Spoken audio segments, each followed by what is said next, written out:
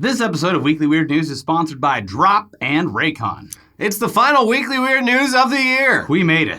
And you know what that means. Everybody hunker down in your foxholes because there's a war. A war on Christmas. Mm-hmm. Every year, the weather starts cooling off in late November, and godless liberals yet again make it their mission to cancel the biggest celebrity of all, the baby Jesus. You can't even say Merry Christmas anymore, folks. See? I just got bleeped. So much for the tolerant left, am I right? Thanks, Susan. Now, okay, the war on Christmas is actually pretty played out at this point. The Venn diagram of people who think there's a war on Christmas and people who think okay boomer is a slur, it's basically a circle. And with Bill O'Reilly off the air for the last 3 Christmases, no one's been throwing fuel on that fire quite as much anymore. So, whatever. Yeah. Of course, you can still count on a few war on Christmas tropes to persist year after year. The biggest one being Starbucks and their hedonistic, secular, dark-sided holiday cups. The high point for Starbucks' holiday cup discourse, which won't ever be topped, was back in 2015 when Josh Fierstein, here. Christian internet personality, I guess, he posted this batshittery right here. Do you realize that Starbucks wanted to take Christ and Christmas off of their brand new cups? That's why they're just plain red. In fact, do you realize that Starbucks isn't allowed to say Merry Christmas to customers? Well, I decided instead of simply boycotting, well, why don't we just start a movement? So when I went in and I asked for my coffee, they asked for my name, and I told them my name is Merry Christmas. So guess what? Starbucks, I tricked you into putting Merry Christmas on your cup. And I'm challenging all great Americans and Christians around this great nation, go into Starbucks and take your own coffee selfie. And then I challenge you to not only share this video so that the word gets out, but let's start a movement. And let's call it, I don't know, hashtag Merry Christmas Starbucks. And I know that by sharing this video and getting other Christians to do it, well, I guarantee that we can make this go around the world. And Starbucks, guess what? Just to offend you, I made sure to wear my Jesus Christ shirt into your store, and since you hate the Second Amendment, I even carried my gun. Yikes. Yeah, you just can't top that 1 minute of footage right there. It's got all of it. The Christian persecution complex, the refusal to accept anything less than the actual baby Jesus being on the cups, the delusion that anyone working at Starbucks actually gives a shit about any of this, and a gun. The tiny little gun. The tiny, cute little gun. They said I couldn't do it, but I did. It's truly a thing of beauty that will never be topped. Yeah, still though, the fact that Starbucks changes their paper cups around Christmas time without putting the baby Jesus on it with a caption saying this cup is for Christians only is central to the war on Christmas every year, regardless of how few people actually care anymore or cared to begin with. Starbucks' Christmas cups this year come in 4 different designs, each clearly evoking Christmas imagery. You could show these cups to a child who only recently learned not to shit themselves and they'd tell you these were Christmas cups. Still, the word Christmas doesn't appear anywhere. So clearly Starbucks is at war with Christianity. Now, at this point, though, Fox News are pretty much the only people who still care. Oh, at Elliot, all. the one American news network has surely reported on this. Oh, I always forget about OAN. Well, that's probably for the best. Yeah, well, it helps to have something to distract from the fact that most political news right now revolves around the Republican president being impeached. Yeah. So, yeah, Fox News, OAN, they need other stuff to talk about. Mm-hmm. So a few weeks back, Fox host Trish Regan took time out of her day to address the cups on air. Starbucks, because they're trying to get everybody in the Christmas spirit, but you can't say Christmas nowadays because that's politically incorrect. So what do? You say Merry Coffee. Yeah. Merry Coffee. These are the Starbucks cups. No mention of Christmas because you're not allowed to say that stuff now. Yeah, so I don't know. This is definitely a topic that isn't going away, but also the passion, it seems to be completely gone. Bill O'Reilly would get upset about these cups, and she's just like, okay, let's talk about the cups. So it's kind of sad. And I guess Starbucks and their army of godless liberals have won this battle in the war on Christmas. Or have they? Most conservative Christians don't actually give a shit about the cups, but what a lot of them do obsess about is being discriminated against for their beliefs, whether it's their religious beliefs or their political beliefs. It's not something that really ever actually happens, though, so when it does happen, or at least appears to have happened, it's very validating. Luckily for them, a Starbucks manager just flat out admitted on Twitter.com to doing just that. I'm the manager of a Starbucks in Charlotte, North Carolina. I have informed my employees that they will be fired on the spot if I hear them say Merry Christmas to any customers. I'm doing it because I personally dislike conservative Christians. Damn. There it is. Wow. There's your proof. Proof that it's a dangerous time to be a conservative Christian in this country. Now, screenshots and retweets of this stunning admission immediately started making the rounds all over the part of Twitter where everyone has an American flag emoji in their name, and eventually over to Facebook, where it was shared by none other than Congressman Steve King, who simply wrote, "Wow." Now, Steve King, by the way, is such a racist piece of shit that members of his own party stripped him of his committee seats and have been openly urging him to resign from Congress for a while now. So that's who we're dealing with here. Yeah, I would imagine that a lot of the Twitter people that shared this and were being persecuted against, a lot of them, their profile pictures are them in their trucks with their sunglasses on. Yeah, of course. Yeah. There's a vibe there. There's some tropes. Anyways, of course, the original tweet was nothing more than bait. Obviously. Pretty obvious bait, yeah. The account who tweeted it was named Mueller Dad 69, and simply clicking on their timeline would have made it pretty clear that they're just a shit poster. Unfortunately, this controversy ended up making its way all the way to the top, with Starbucks corporate getting Mueller Dad 69's account suspended and tweeting, "Hello, Chris at Mueller Dad is not an employee of Starbucks and his account has been suspended due to impersonation. Our baristas are offered the autonomy to choose how to greet each person, which can be anything from the usual to Merry Christmas. No script is provided." Well, pour one out for Mueller Dad, although if you look around hard enough, he's still out there. The one thing that I don't like at Starbucks anymore, at least the one I go to, is they're a little too friendly. Like, I walk up, like, just bleary-eyed, like, oh, I need my coffee. And they're like, "Hi, my name's Jessica. What's your name?" Yeah, it's bullshit. Like, how are you doing this morning? Every time I'm overseas, especially in a, like, northern European country, it's so refreshing to just get barely acknowledged when, like, out shopping. You go to Germany and, like, walk into... I think Starbucks in Germany, they push the kind of American customer service style. Yeah. But if you walk into, like, a non-international chain of coffee, they don't fucking greet you. They don't look you in the eye. They wait for you to say what you want, and they just bring it to you. There's no warmth to it at all. It's great. When you go to a coffee shop in France, you feel like you've offended everyone by just being there. Oh, you want coffee, huh? Oh, great. Now I have to stop what I'm doing and actually... work. I'm in the middle of my 30th union break today. I'm enjoying my cigarette. Yeah. And here you come in asking for a drink? How dare you? How dare you? Now, on a similar note, last week, all sorts of media figures thought that the Mayor Bloomberg dance was real.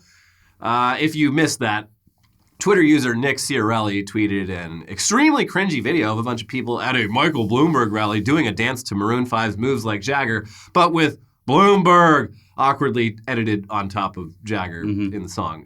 It's, the Mayor Pete dance, which is, in fact, real, somehow made this believable to huge portions of the internet, including major political reporters, people who literally are at the White House every week doing questions. All of these people, these professional journalists, could have simply clicked on Nick's profile and seen that he's actually a comedian who does a monthly show at the UCB Theater, the location where the video was shot, clearly. Yeah, when someone sent me this and I didn't even check his profile. I was just like, that's clearly an improv theater. I'm pretty sure it's the UCB Theater and this is a joke. And then there's a million and then I deleted it because I was like, I want the joke to actually maintain. Yeah, it spread around quite a bit, and but it was also depressing. I'm like, wow. The people should not have fallen for this as hard as they did. But yeah. Nick Ciarelli, great account. You should follow him and his comedy partner, Brad Evans. They do very funny videos. Highly recommend. Well, back to Christmas now and the war on Christmas. Luckily, the Christmas side of the war has soldiers, and they're the thousands of people who roll into New York City every year dressed as Santa Claus and get blackout drunk. SantaCon has been going on for over 2 decades now, and it takes place in most major cities. But the New York City SantaCon is particularly notorious for being an absolute shit show. And it sounds like this year was no different.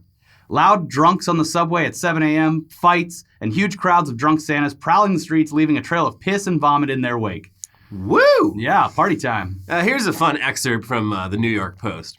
A 20-something from West Virginia apparently didn't have the stomach for the Saturday soiree. He puked and was seen passed out on the pavement outside the back entrance of McDonald's on 42nd Street between 7th and 8th Avenues. His West Virginia pals, Jeremy Ochapeo, 22, and Audie Wilson, 22, called an Uber to drive their fallen comrade back to their Airbnb. "He's perfectly fine. We're going to keep partying," an amused Ochapeo said. Prior to passing out, the inebriated pal couldn't make it to the bathroom and, quote, pissed in the middle of the McDonald's in front of a child, Ochapeo said. Some woman there said, "I have a fucking child." I said, "I'm just trying to get him out of here." And here he lays. Sir, this is a McDonald's. Every service employee in New York City fucking hates SantaCon. I'm sure. Some places straight up ban anyone dressed as Santa from entering, and I don't blame them one bit. No. SantaCon is basically a Las Vegas bachelor party combined with a Halloween party, but with thousands of attendees all dressed like Santa. Unlike Las Vegas, though, which is designed for debauchery, New York City is a normal, functioning city with people just trying to go about their lives. And since a good number of SantaCon attendees are from out of town, they treat New York City as a playground. Yeah, it's not real. None of this is real. I'm not even me right now. I'm Santa Claus. New York in the wintertime, it feels like you're in a movie. So I mean, you do have to drink a lot of alcohol to keep warm. Yeah. You put on a Santa costume and suddenly you're no longer yourself. You're Santa Claus. And, well, you're a drunk Santa Claus. This isn't what Santa would do at all. The presents are all done. Time for fun. You're a Santa Claus whose goal in life is to get as drunk and loud as humanly possible. But hey, in the midst of all this hedonism, some Santas did manage to subdue a guy with a knife shouting homophobic slurs on the subway, so it wasn't all horrible. Yeah, and that incident happened at 6:30 p.m., meaning these people had all been drinking for close to 12 hours at that point, and their heroic instincts still managed to kick in. They were fearless because of the alcohol. Yeah. You haven't seen fearlessness until you've seen an army of 1,000 Santas coming down the street, headed right for you. Yeah, I mean, it's terrifying. Yeah. But enough about America's Christmas. Let's take a look at a foreign Christmas tradition. The town of Gävle in Sweden is known to the rest of the world for its giant straw Christmas goat, the Gävlebacken, which has been a local tradition since 1966 and has either been damaged or outright burned to the ground more times than it has ever actually survived the holidays. It's a story we covered pretty in-depth back in the day, but of course that means the video no longer exists. Thank you, Warner Media. So let's talk about it again. If you just look through the Wikipedia timeline of I'm going to call it the Gavelbacken, the Gavel Goat, because damn it, that's what I started calling it at the beginning, and I'm American. It doesn't look like it's pronounced Gävle. The fuck, Sweden? It's absolutely stunning how many times this straw goat has been built and then destroyed. The very first time around in 1966, someone burned it down on New Year's Eve, and the tradition very much stuck. Ironically, for the first few decades, the goat was designed and constructed by the local fire department. The goat did survive its second and third years, but the fourth year, 1969, that began a 12-year period of the goat meeting an untimely and violent death. And it wasn't always fire. Sometimes it got smashed. Sometimes it simply collapsed. And in one case, it was hit by a car. The goat survived in 1981 and again in 1988, but otherwise the 80s didn't fare all that much better than the 70s. Starting in 1986, there's actually been 2 goats built every year by different local organizations, providing twice the number of opportunities for arson. In 1989, one of these goats was burned down before even being completed. Then it was rebuilt and again burned down in January. In 1992, both goats were burned down on the same night, with one of them being burned down again a few weeks later after being rebuilt. All 3 of those burnings were committed by the same guy, who was caught and jailed for it. But it's a cool crime. It is a cool crime. Starting in the 90s, the goat's survivability increased, though not by much. Starting in 1996, webcams were set up to monitor the goats, and it looks like they haven't been updated since. Every time I check the webcam, these are classic cameras. If we unplug them, they'll turn to dust. Yeah. You gotta keep them plugged in. But still, the goat, it suffered many tragic deaths, even with the webcams on. Mm-hmm. In 2000, it was thrown in the river. In 2001, an American visiting Gävle heard the stories of the goat burning and immediately went over and set fire to it himself. He was jailed for 18 days and justified himself, saying he thought it was a perfectly legal tradition to burn the goat. In 2005, some vandals dressed as Santa and the gingerbread man, they burned it by shooting a flaming arrow at it. They were probably drunk. I don't know. It takes, a steady hand. Well. Anyway, in 2009, someone unsuccessfully tried to set one of the goats on fire, and then some people unsuccessfully tried to throw the other goat in the river, and then they tried and failed to set it on fire.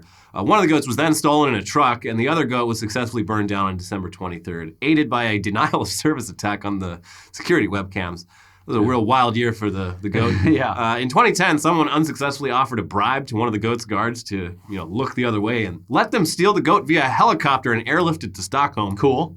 Should have taken the money, man. Would have been a great story. Yeah. The goat burned down again in 2011, 2012, and 2013. In 2015, the guy who burned it down was immediately caught and arrested, having used a little too much gasoline and singeing his face up pretty bad. And in 2016, the Gävlebacken was burned down on its inauguration day by a 21-year-old who was caught via DNA evidence on a hat that he dropped while fleeing the scene. Oh my God, they are serious about this. But anyways, the last 3 years, they've been fine. The goat has survived. Security, Boring. it's just too tight nowadays. There's multiple fences, guards, and a taxi stand nearby to make sure there's always witnesses. This year, they've got multiple guards patrolling the goat 24/7 with a canine unit. If the Gavle Goat is ever getting burned down again, it's going to take some serious skill. Or another flaming arrow. I don't see why people aren't doing Bring back that guy. that. People still really want to keep the goat burning tradition alive, though. So, yeah, this year, someone built their own miniature replica, and they brought it near the real goat, and they set that on fire. So, Yeah. close. I don't see why they don't just build a third goat that's designed to be burnt. You know, everyone loves a bonfire. Bonfires are great. Have your own little, like, fucking Burning Man in Sweden. That's what I'm saying. They should do, New Year's Eve, right before midnight, like right when the clock strikes, they should burn down this goat, and it would be like Burning Man. Yeah, and it's like... The whole town will come out and see it. This is Sweden. Like, if this was fucking California, obviously you couldn't do this because one little spark comes off and half the state's on fire. Yeah. But as far as I can tell, none of these goat burnings resulted in any collateral damage. There you go. So... The people, obviously, I mean, half this town wants the goats to stay alive and are very upset by the association with fire. But the other half of the town, they want to see something burn. Yeah. So who can blame them? It's the best option for them to do it in a controlled way. Yeah. Instead, and that'll keep the people who want to burn it on their own at bay because they know it's going to go down eventually. So I think it's a good compromise. Yeah. Or like, I don't know, you have like two teams from the Swedish military, like, do a sort of tower defense thing. One team's in a war game scenario. Do one team is assigned to protect the goat and the other team is assigned to sabotage the goat. And like they'd really hone their skills as soldiers. This is an idea, a free idea for the nation of Sweden. Yeah. There you go. Anyways, in other Christmas news, we recently told you about praying mantis eggs hitching a ride into your house from the Christmas tree farm. Mm-hmm. This week we've got more animals using Christmas trees to sneak into your house. First up, the less horrible one. A family in Georgia, who apparently is really into owls and has about a dozen owl ornaments on their tree, discovered an actual baby owl hiding inside that tree. They initially thought that it must have flown into the house through an open window at some point, but when experts showed up, they found that the owl was really malnourished and may have actually been hiding in the tree for weeks since they brought the tree home. Wow. Well, it was, I guess, lucky for them because they really like owls. Yeah. So if an owl's going to be in someone's tree, it might as well be an owl lover. Yeah, better than an owl hater. Yeah. Anyways, the owl got fed and it was safely released. So that's nice. That's a good happy ending there. Way to go. Now here's something less nice, though. A 10-foot python hiding in your tree. That's what happened to a couple in Australia, which I guess makes this less surprising. In fact, a 10-foot python is actually preferable to a lot of other Australian creatures that could be hiding in those trees. Yeah. At least pythons aren't venomous. They could crush you, though. And Australia... They're not really a happy place to be right now. Record heat waves, fires. Mad Max is coming true a lot faster than we all thought it would. Anyways, the couple ended up just leaving the snake alone for a few hours, and it eventually left. But the terror doesn't end there. The snake just wanted some clean air. The air outside's terrible. Just let me come hang out in the tree. The terror doesn't end there, though, because, again, Australia is filled to the brim with horrifying animals that can and will come into your house and try to kill you. If the fires don't get you, the animals will. Yeah, all these... bringing a tree into your house in Australia right now, I mean, there's a bunch of animals outside who they would love a tree of their own, but the trees are all gone. They've all burned down. Yeah. They're out searching high and low for a new tree. Oh, would you look at that? There's a perfectly good tree right there in that person's house. Mm-hmm. I will go live in that tree. You're asking and then I will kill the family. Yes. Then it will be my tree in my house. My tree. Yes. Mm-hmm. Anyways, one last Christmas thing. One guy who absolutely loves Christmas and the Lord is, of course, Kanye West, who lately has just been going full televangelist. Mm-hmm. He buddied up to actual televangelist Joel Osteen. He's done some batshit insane preaching, his own sermons that are impossible to even summarize. Yeah. I'm not even going to bother trying. And now, Osteen and West, they're talking about taking their collab on the road. I mean, fine, whatever. But more recently, though, Kanye put on a little nativity opera titled Mary that's mostly just a pretty traditional nativity play, but with everyone painted silver for some reason. Yes, that's silver Kanye right there. I mean, whatever makes you happy. But what makes him happy is a tax avoidance scheme. Yeah. By using religion as the... Wait, so you're telling me if I... Hold on. If I turn my my music career into a ministry, I don't have to pay any taxes? Yes, Mr. West. That's pretty cool. Yeah. And if you take away the taxes, Kanye's going to finally have enough money for all of those plans he was making, that big list of the Donda project. Yeah. It's all Boom. It's all tax shelter now. Yeah. Now, before we get to headlines, and there are a lot of them, it is the last episode of the year, except for we'll be doing worst of the year next week, so get ready for that. It's time to talk about this week's sponsor, starting with Drop, formerly known as Mass Drop, the CTRL Control mechanical keyboard. It is available exclusively on drop.com. It's a premium keyboard that's considered by many to be the best keyboard on the market today. Mechanical keyboards are the preferred choice, obviously, for gamers and anyone who types regularly, and no keyboard has a better reputation than the Control. They shipped me one, and I wasn't even expecting it, and nice. it is really nice. It's got some weight to it. Yeah, you want some weight. Mm-hmm. You don't want that thing moving around on your desk. It's you want nice. it firmly It's nice. planted. So the Control features a solid aluminum frame and a sturdy switch plate with beautiful built-in LEDs that can be customized to deliver millions of different color schemes. The typing is weighted and responsive, and those who are into keyboard customization will love the Control's hot swappable switches, which allow for switch changing without the need for soldering, and full keyboard programmability using the latest QMK firmware. I love hot swappable switches. Swap that heat. No matter who you are, a board like the Control can be a huge benefit to your day-to-day life. Just think about how much time that you sit and type at your desk. You deserve something that looks and feels great. And for you, the viewer, Drop is giving you $20 off the Control when you use the tracking link in the description below. There is a no-hassle 30-day return policy, plus a host of other great products on the Drop.com site. So follow the link below or check out Drop.com for more great products like this keyboard. And this episode is sponsored by Raycon. Mm-hmm. In these post-headphone jack times that we are living in, everyone needs a great pair of wireless Bluetooth earbuds. But before you go dropping hundreds of dollars on a pair, you need to check out the wireless earbuds from Raycon. Raycon earbuds start at about half the price of any other premium wireless earbuds on the market, and they sound just as amazing as other top audio brands. And their latest model, the E25, is their best yet, with 6 hours of playtime, seamless Bluetooth pairing, more bass, and a more compact design that gives you a nice, noise-isolating fit. Raycon's earbuds are comfortable, perfect for on-the-go listening and taking phone calls, and unlike some of your other wireless options, Raycon earbuds are both stylish and discreet, with no dangling wires or stems. And of course, they don't just look great, they sound great too. Raycon was founded by Ray J, and celebrities like Snoop Dogg and Cardi B are obsessed with Raycon earbuds. If they're good enough for Snoop, they're good enough for you. Raycon offers their wireless earbuds for everyone in a range of fun colors at an unbeatable price. We genuinely love our Raycon earbuds, and we use them pretty much every day. I've sweat on mine quite a bit, and they're still chugging along. I've run multiple miles, and they've never popped out. So that's my main purchasing point when I'm looking for wireless earbuds. We highly recommend them. So go to buyraycon.com/weeklyweird to get 15% off your order of Raycon wireless earbuds. If you've been eyeing a pair, now is the time to get an amazing deal. Again, that is buyraycon.com/weeklyweird.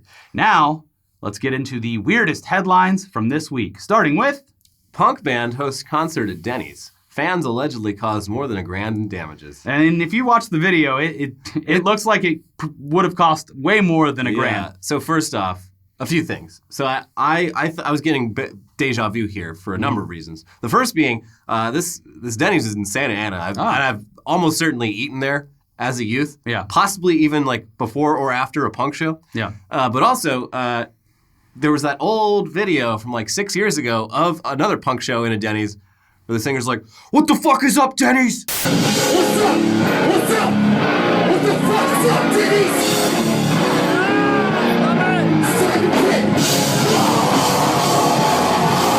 Open up this fucking pit. Yeah. But anyway, yeah, I don't know. It's really unclear how they booked the show, like how it happened. It might have been an impromptu guerrilla style show. So I mean, but it's like a restaurant. It's functioning. Like the staff there, I don't know. It sounds like you can prepare everything, and then you just run in with amps and like a small setup and just plug it in and go nuts. Like what is the staff gonna do when dozens police? Yeah. But what are they going to really do? Like, the police are going to take a little while to get there. What are they really going to do when a massive amount of people just rushes the Dennys and has an impromptu show? I think what may have actually happened is probably the night staff. They're like, hey, toss us some money. Do whatever the hell you want. That's really easy to come back and bite them. But I immediately tagged my friends and From First to Last. And I was like, this reminds me of growing up in Florida because this type of shit would happen all the time there. Yeah. And like Dennys was There's the place to go. Not enough all ages venues around. Sometimes you gotta improvise. After punk and hardcore shows, like the entire show would show up at Dennys or Waffle House afterwards and completely take it over and just cause chaos. You boys aren't from around here, are you? So it was very nostalgic, to say the least. I'm just happy to see Orange County punk rock is the spirit still is alive. chugging along. Yeah. In a new generation. Mm-hmm. Yeah. Good job, guys. Not connected to the story at all, but this band Knocked Loose, I just found out about them, and they released the best hardcore album I've heard in 15 years. So check that out. Knocked Loose? Yeah. It's really, really good. Used to listen to a lot of punk and hardcore in the late 90s, early 2000s, and haven't heard a lot of inspiring hardcore music in years. Okay. This was very refreshing. Yeah. All right. Yeah, cool. There you go. Check it out. Baby boomers are more sensitive than millennials, according to the largest ever study on narcissism. Hell yeah. What the fuck did you just say about me? Yeah, they're snowflakes for sure. Yeah, this I didn't look too closely at the methodology here, but they said that in general, people become less sensitive and narcissistic as they age, but baby boomers are this weird exception to the rule. Yeah, instead of saying "okay, boomer," we should just call them the offended generation. Yeah, maybe they'll like that a lot more. And they are. I love this so much. The snowflake generation, because they've spent the last decade projecting. Yeah, yeah, yeah, and it's just so good. This past year has been just the worst year for these people. Yeah. They're going through hell and they deserve it. And that says a lot, that it's the worst year that they got called mean names on the internet. They've had it pretty easy. So, yeah. There you go. There you go. Sex-mad Dave the Duck had penis removed after mating 30-plus times a day. This duck likes to fuck. Yeah. My name's Dave the Duck. Mm-hmm. Yeah, They need to make a DLC for Untitled Goose Game with this sex-crazy duck. Yeah. Well, it's got a corkscrew penis. It doesn't end well for him because he fucked so much that his penis started to rot, and they had to remove it.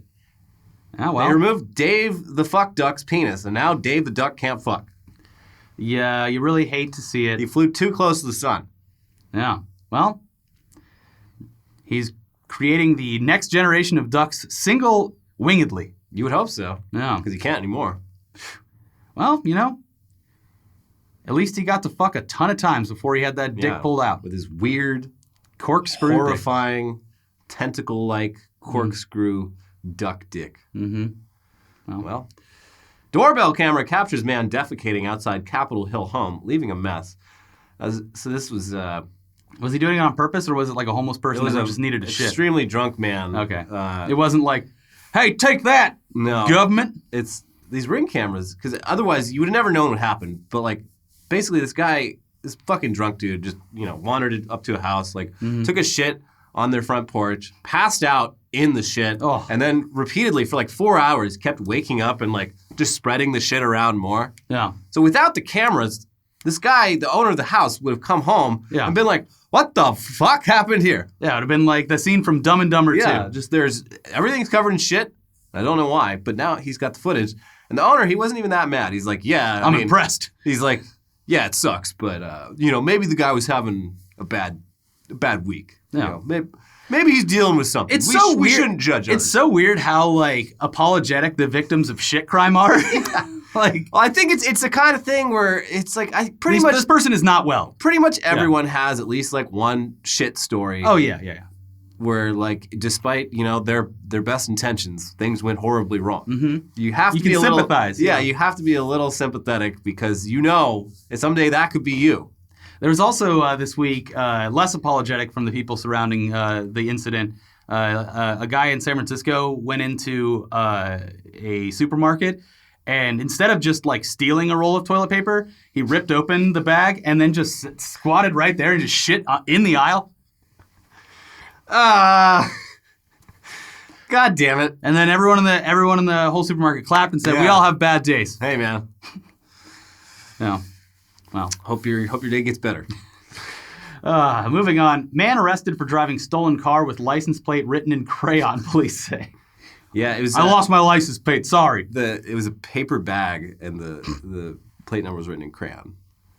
This guy stole the car. A day later, got a flat tire and pulled over on the side of the highway. So the cops, they pull over. How's everything going here? They're like, hold on.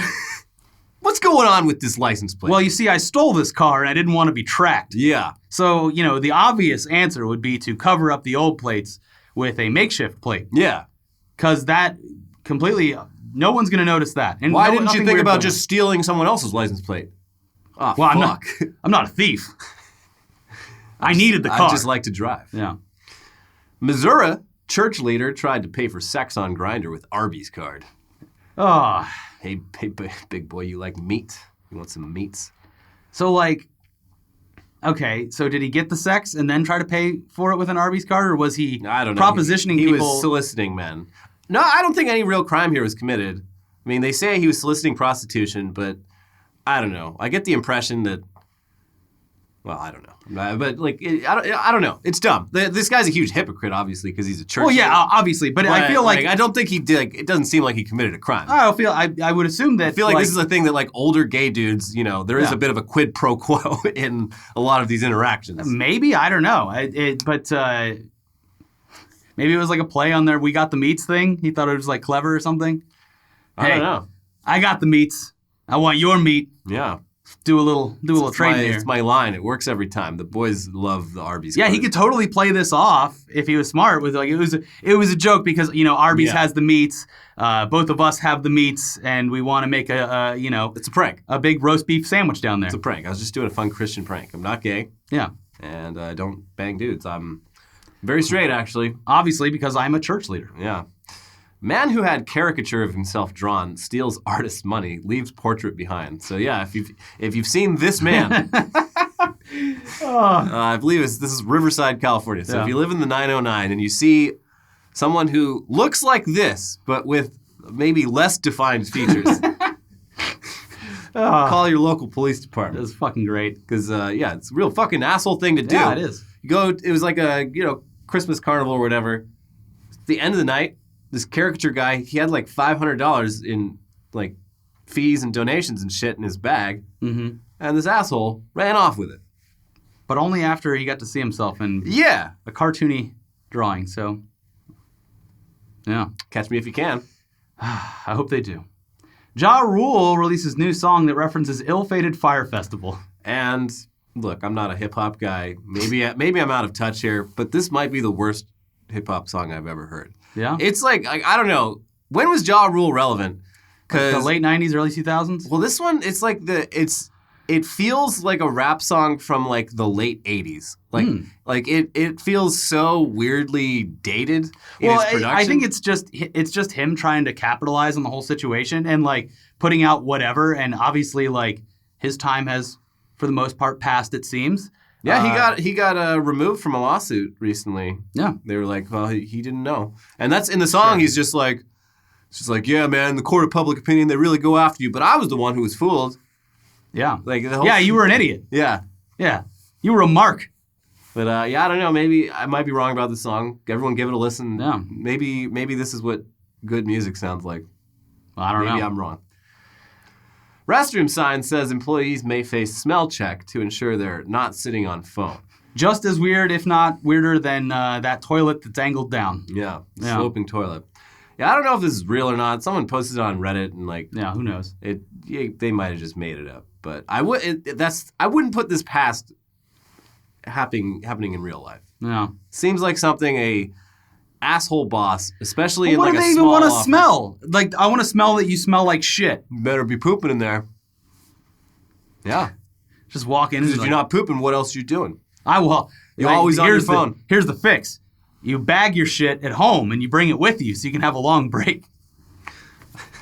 Just keep a bunch of vials of shit in my refrigerator. Mm-hmm. They're all labeled with the date. Yeah. They're on Tupperware, and I bring that into work.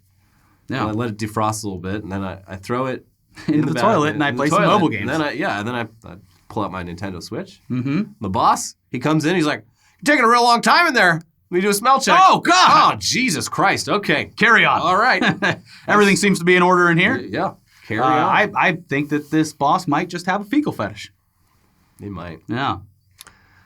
And we're getting rid of the toilet. It's all bucket now on. Yeah. Everyone poop in the bucket. And do not empty that bucket. I want to fill that bucket by the end of the day. All employees No are now reason. required to shit in my mouth. Blah. It's the only way I can be sure. How will I know it was actually poop? That might be animal poop. Mm-hmm. The only way to tell the difference between human poop and animal poop is to taste it. Mm-hmm. So, Here you go. poop in my big toilet mouth. Assignment asks middle schoolers how many slaves would equal 4 white people. Every fucking week with this shit. They were like, oh, well, you know how slaves, for the purposes of like the census, they counted as 3/5 of a white person? Well, hey, why don't we gamify this lesson? You know, do a little fun twist on it. Yeah. Pull out your protractor, your calculators, and let's figure out how many slaves would equal 4 white people. Right, it's like- in slavery times. There is some historical significance to learning that people once Yeah. thought that I mean, yeah, it's slaves important. were less than white why- people, but Why but are you making math problems out of it? yeah, they really didn't stick the landing on this one. Yeah. Yeah. The whole, like, the point you want to drive home about all of this is that it was bad. It was a horrible thing, and, like, you know, people's entire lives were ruined. Yeah. And, you know, turning it into a math problem is, like, pretty much the opposite of that. It's dehumanizing. Yeah. Much like the original 3/5 compromise was dehumanizing. So, I don't know. I'm going to do what's called a pro-racist move here really quick to teach the whole class firsthand what racism is like. Yeah. Yeah. Man found dead in wife's freezer after a decade. Left note saying she didn't kill him. It was verified as well. Yeah, no, this is It had, like, actually a notary stamp It's an or something. extremely sad story. Yeah. Like this couple, like they planned. They're like, we don't have enough money. If one of us dies, we're fucked. Mm-hmm. So if one of us dies, the other one agrees to hide the body in the freezer and keep collecting Social Security. Oh. Yeah, So they didn't have like life insurance? I guess not. And they only figured this out. Like the wife, she'd been claiming for 10 years that her husband had walked out on her. She died recently at an old folks home, paid for by the Social Security checks. And then they finally, like, they're clearing out the house. They found the husband's body with the note. You're like, she didn't kill me. At the old folks' home, they weren't like, hey, you got 2 checks here again this month. I don't know. Where's how she where's pulled the it off. husband? We'd like to meet him. Well, he's asleep. He's old. He's in there farting. You don't want to go in the room. Here's my husband, Bernie. Mm-hmm. Say hi, Bernie. Yeah. But don't play music, because Yeah. he'll start a conga line in this damn retirement center's cafeteria. Mm-hmm. No. Speaking of Bernie's, too. Not a wonderful good. film. Not as good. And final headline, driver who used excessive amount of air freshener blows own car up by lighting cigarette. That's a lot of air freshener. It's like some cartoon shit. Like that's like something like when you're a kid. You're just Yeah. like, oh my gosh, like Yeah, was he covered in gonna- soot afterwards? yeah. Like he was all singed up, Yeah. but like it's like alcohol fires they're not super hot and they're over quickly. Very brief. But yeah, this person they must have just filled Well, the fucking car up. Actually, listen, I'm not a scientist. Let's get that straight. But with the amount that it would take for him to like actually blow up his car with air freshener, he might have inadvertently ended up saving his own life, because there's no way that breathing that in No, is good it's for toxic. you and while you're driving. So like Yeah. 2 things could have happened. He could have like passed out from the fumes or died from the fumes, whatever. Or he could have passed out while driving Yeah. or had any kind of effect on him while driving. Instead he blew himself up. Yeah. So he could have killed other people, pedestrians, other people in Yeah. cars. This was the best case scenario. Yeah. It's a good story. That's why you too. should always do the test. Yeah. Yeah. Always, before you get in a car, light a match. Yeah. That's it. I'm quitting cigarettes. This was the one thing. Yeah, I mean, at this point, Yeah. you would think. Count yourself lucky and throw them away. Yeah. Mm-hmm. Well, that's it for the final normal weekly weird news of the year. Uh-huh. Please check out. Well, stay tuned for 2 extremely long episodes. Yeah, we have. this coming We are week. doing a Tuggies this year. The Worst in Gaming Awards will be going up sometime next week, and then the Worst People of 2019 will also be going up. Yeah, both of those probably going to run about an hour. So Get ready for that. Yeah, you're not gonna have as much content from us, but I mean, math-wise, What you will get if is, we use slavery math here, Yeah. Oh, yeah, okay. Like each of those videos is going to be about 7/5 of a normal episode. Yeah, so it sure. adds up to like 7/5. Yeah. So get ready for those. And in the meantime, have a wonderful holiday season. Merry Christmas. Yeah. We can say it now, apparently, You can right? say it now. Oh. Didn't get bleeped. Happy Hanukkah. You can say that, right? Did Hanukkah already happen? It was late this year, I believe. I don't know. Happy Boxing Day, Tip Top Tet. Yeah. And happy Kwanzaa. And just happy holidays. That's why it's easier to say happy holidays. Yeah. Happy. And if you don't, guess what? A lot of people don't believe in God.